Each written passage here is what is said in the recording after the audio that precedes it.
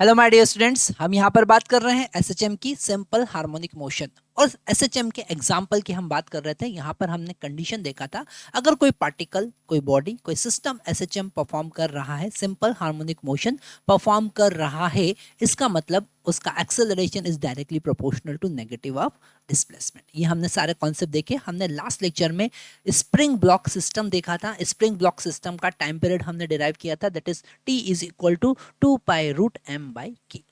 हमने देखा था कि जो टाइम पीरियड है वो मास के रूट के डायरेक्टली प्रोपोर्शनल है। जितना ज्यादा हेवी बॉडी होगा, मास जितना ज्यादा होगा, स्प्रिंग ब्लॉक सिस्टम का टाइम पीरियड उतना ज्यादा होगा, मतलब वो उतना स्लो मूव करेगा।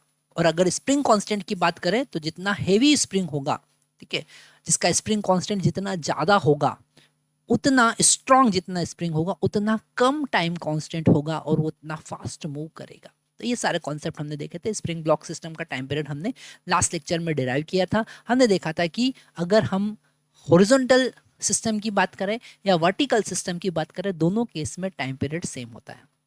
अगर हमने इंक्लाइन प्लेन पे रख दिया, किसी स्ट्रिंग से कनेक्ट कर दिया, तो भी टाइम पीरियड सेम होगा। ये सारे केसेस हमने देखे थे।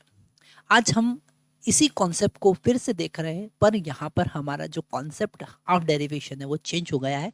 जैसा हमको यहाँ पर स्क्रीन पे दिख रहा है, the time period of spring block system using concept of energy. हम आज एनर्जी के कॉन्सेप्ट की हेल्प से वो देखेंगे, और वो देखना जरूरी भी है। क्यों? क्योंकि हमें समझना पड़ेगा कि हम जो कॉन्सेप्ट, जो डेरिवेशन, जो कैलकुलेशन फोर्स की हेल्प से, एक्सेलरेशन की हेल्प से कर सकते हैं, वही हम एनर्जी की हेल्प से भी समझ सकते हैं।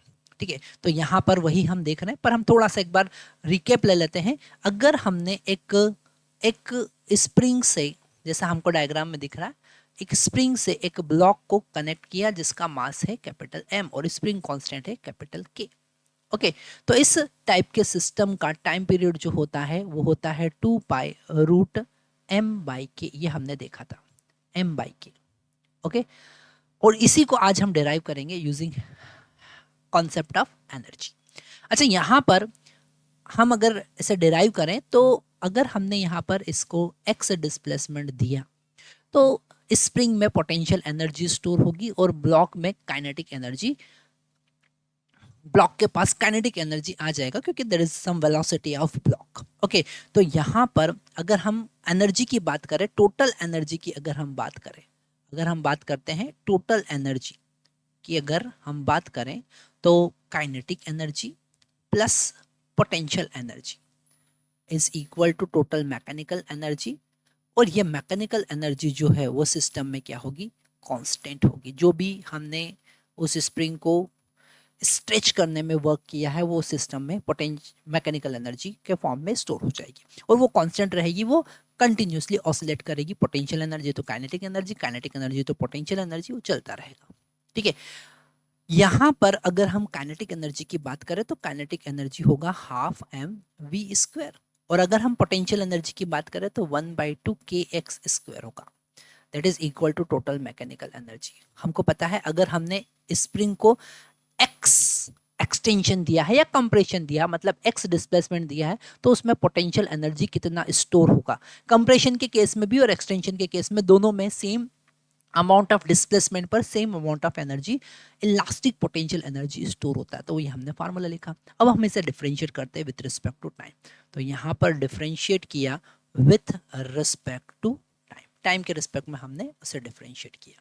ओके, तो ये 1/2 जो है वो एज इट इज मिलेगा, m यहाँ पर एज इट इज मिलेगा, v² हो जाएगा 2v, और v को हमको डिफरेंशिएट करना पड़ेगा विथ रिस्पेक्ट टू टाइम, क्योंकि हमें चेम रूल यहाँ पर लगाना है। तो dv/dt प्लस 1/2 k यहाँ पर कांस्टेंट है, और x 2x² का differentiation 2x, and again we have to differentiate x with respect to time, and it is a constant, mechanical energy constant, so it will become 0. The differentiation of constant is equal to 0. अब यहाँ पर हम यहाँ 2 से 2 cancel कर सकते हैं, ये 2 भी कैंसिल हो जाएगा, और यहाँ हमारे पास बचा m v। इसे हम लिख सकते हैं एक्सेलरेशन, क्योंकि differentiation of velocity is equal to acceleration plus k।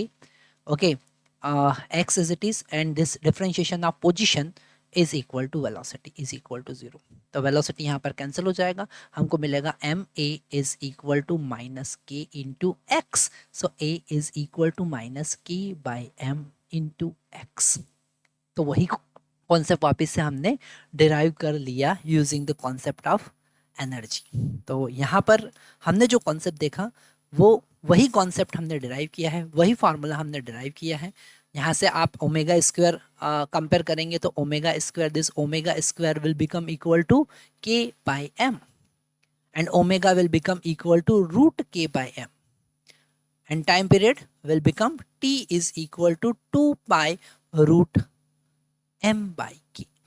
Okay, time period हो जाएगा जो ऑलरेडी हम डिराइव कर चुके हैं, पर यहाँ पर हमने कॉन्सेप्ट चेंज कर दिया। It is the concept of energy. Okay, तो यहाँ पर ये सारे कॉन्सेप्ट समझना बहुत ज़्यादा ज़रूरी थे, इसलिए हमने ये डेरिवेशन यहाँ पर देखा। नेक्स्ट वीडियो में हम बात करने वाले हैं सीरीज एंड पैरेलल कॉम्बिनेशन।